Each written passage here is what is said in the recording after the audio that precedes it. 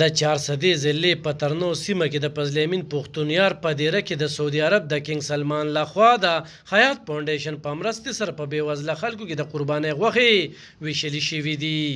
د حیات فاونډیشن مشران په دغه موقع موجود وو.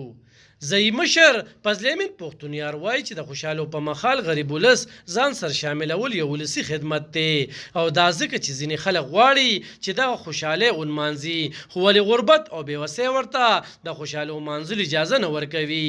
نو په دغه عرض دوی هغې کورنو ته د قربانۍ غوښې ورکړي دي چا چې قربانۍ نه وې کړې.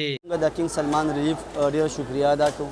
موږ له د ارینجمنټ هغوی کال په کال کوي او الله دې عزت وکړي. چونکې زموږ د علاقه ډېره پسماندګه ده، نو د پسمانده علاقې دپاره داسې چونکې د بلډ سره هم زموږ یو تعلق دی، دوه طرفونه رانه دریاګان دي، سیلاب په حوالې سره موږ ته پرابلم کریټ شي. نو الحمدلله دوی راځي او زموږ دا خلک فیسیلیټیټ کوي او الله دې دا اداره آباده لري. چې موږ مسجد کې ووایو چې یاره کومو کسانو قرباني نه کړې نو هغه راشي او زموږ قرباني د سهار 8 بجو نه واله تر د 4 بجو پورې وي. تاسو خپلې څه غوښه چې سوي هغه یوسئ. دا مونږ فرسټ او سیکنډ ډے باندې کوو.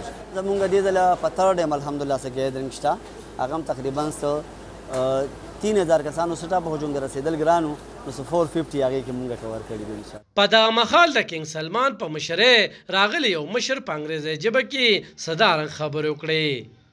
Celebrating Eid al-Adha Mubarak, and we are making distribution of Qurbani meat, of sheep meat here in Charsada, and actually this is from King Salman Relief Organization from Saudi Arabia. We will distribute more than 1,700 sheep all over in 7 areas of KPK.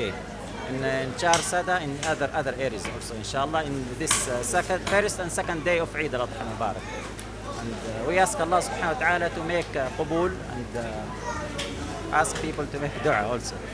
سخت کال په پاکستان کې په لکونو څاروي قرباني کړي وو چې په اربونو روپو کاروبار پرې شوی دی او په دې کې ځینو پلايي ادارو خلکو ته د الله په رضا غوښې ورکړي دي. د ترنو خلکو د کنګ سلمان او د سعودي د دغه خاندان شکریه ادا کړې ده. د کیمرامین یاسر خان سره علب خان شیرپو، خیبر نیوز، ترنو 400.